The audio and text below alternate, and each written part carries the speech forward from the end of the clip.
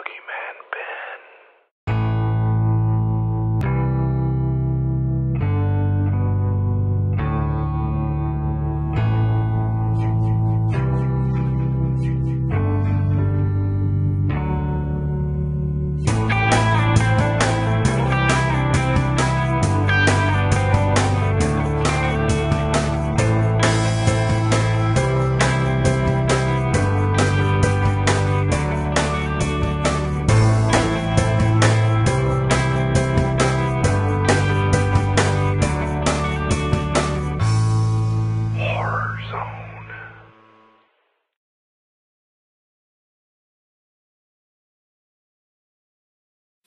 Hey everyone, it's Boogeyman Ben. Hope everyone's doing well and everyone's having a nice day. This video is going to be about a sequel to a movie that I just saw a few weeks back. The movie I'm talking about is The Night of the Demons, which was the Scream Factory release I did a video on. Today's video is going to be talking about the sequel, which came out in 1994 and is Night of the Demons 2. So I'm going to talk about this film, give a bit of a plot overview, as well as talk about cast and crew and story, and then share my thoughts on the film. And I hope everyone looks forward to this. Please stay tuned.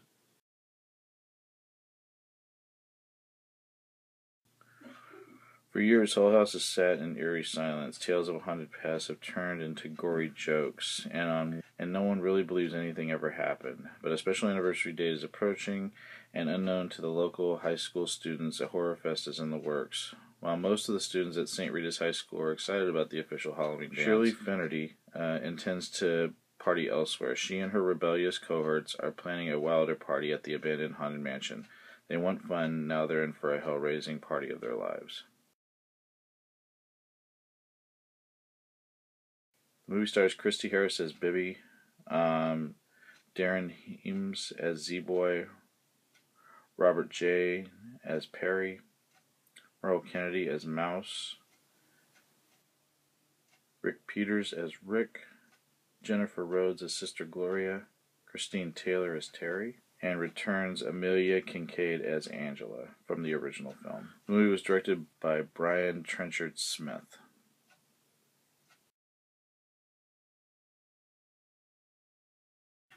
Now, I did enjoy Night of the Demons 2, but not as much as Part 1. I think Part 1 had more atmosphere to it, which is something I really loved. You felt like it was on Halloween.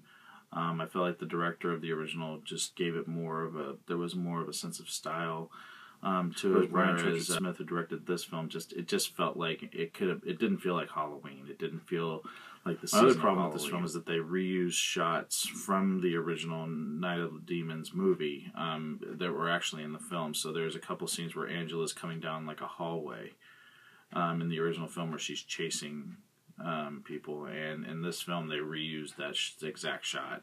It wasn't shot for this film, it was just stock footage from the original film, and I just thought that was kind of lazy. The good part about this film, though, is that Steve Johnson did come back to do the makeup, and Amelia Kincaid actually came back to play Angela, and she's fantastic in the film as she was in the original film. I think those two saving graces made this film as enjoyable as it was. In this one, though, you didn't have the memorable cast like you had in the original. You just had a lot of 30-year-olds playing college kids, and you could just tell that they weren't in college. But that was typical of the 90s, and but it's not a bad film. It does have some cool special effects. I love that Angela's character was back in this. There's also a tie to her family that I thought was really cool that I won't give away, but I thought that was really cool, and another thing that made the anniversary of what happened at Hull House so much more compelling. But yeah, just not as memorable as the first film. It is a film I'm glad I picked up, and I am looking for the third film, which I have not been able to find, and it seems like that one's going to be a little bit more difficult to find. But as soon as I do find the third one and watch it, I will do a review. To give this one a rating, I would give this one a 6.5 out of 10. Not horrible, not great, but I really thought the makeup effects by Steve Johnson again were fantastic. Amelia Kincaid coming back as Angela was just amazing because she's amazing in the first film and equally amazing in this film. But yeah, some of the weak story elements and the fact that the season of Halloween is not really portrayed very well in this, it felt like it could have been any time of year. It didn't feel like Halloween to me. And just reusing some of the footage from the original film, I just felt like this made this a little weak for me. And just not really warming up to the cast as much as I thought the cast stood out so much more in the original. But again, not a horrible film, another one that's fun to watch, and I'm glad I picked it up. So that's my review of Night of the Demons 2.